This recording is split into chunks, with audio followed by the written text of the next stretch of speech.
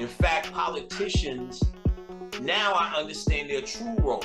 Without this so-called control system in America that you complain about, imagine without it in niggas' shadow self. Niggas fear jail only more than murdering your ass. Because if there's no jail to fail, then murder. Now, when the system becomes flooded, like it is, you think you're watching the movie Purge because the Illuminati's doing it.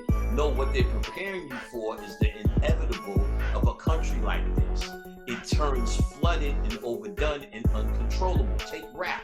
Rap was controllable by them. When it became drill music, it's uncontrollable by them. The mob was controlled about them. When the mob got out of control, how did they get them back in control?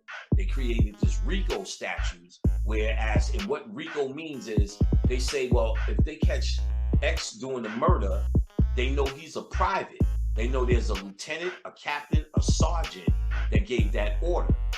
So if they're gonna just get another private and keep doing it. So it justified if I catch him and get him to snitch and get him to tell and get him to connect to the family he's in, I can knock down a whole bunch of niggas in a RICO case with one crime and connect everybody to it. And that pours the mob from just putting bodies out in the street.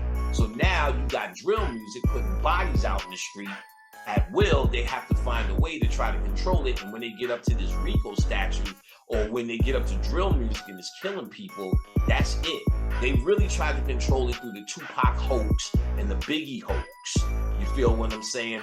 That your gangster, they kept gangster rap in the studio. And that allowed a bunch of niggas with shadow problems from the ghetto to get that shadow side off through the music.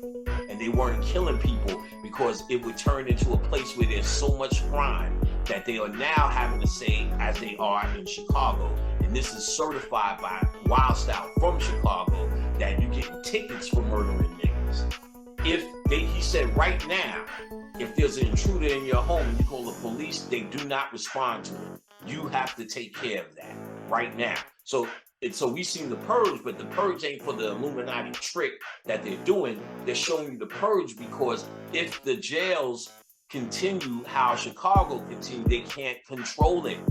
They control you by wolf tickets. Fuck around, you will be in prison. If the prisons are full and they're not scared of prison, they ain't got no wolf tickets. So they can't control people's shadow behavior. You understand what I'm saying? Politicians control your shadow behavior by calling you a Democrat or Republican. So now Trump goes in, we at the end of the road. So now you got Republicans who are storming the Capitol, running up in fucking Nancy Pelosi's house. You got them shooting and standing at voting booths with guns. That's when the country's over because they can't control the scenario through Republican and Democrats. After a while, Democrats are going to start doing it too because they're a gang. These are all gangs. They're all set up like gangs. Democrats with symbols and Republicans. Just they do their gang banging in the voting booth. But once they take it out the voting booth, it's out of control. Donald Trump took it out of control.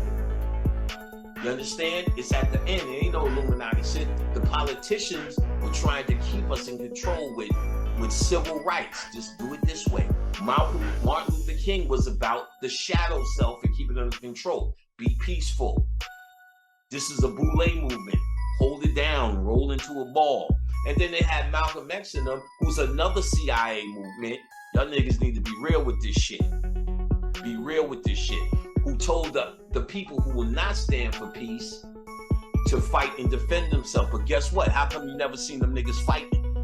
Because nobody never started no kind of shit. They started shit with niggas who marched.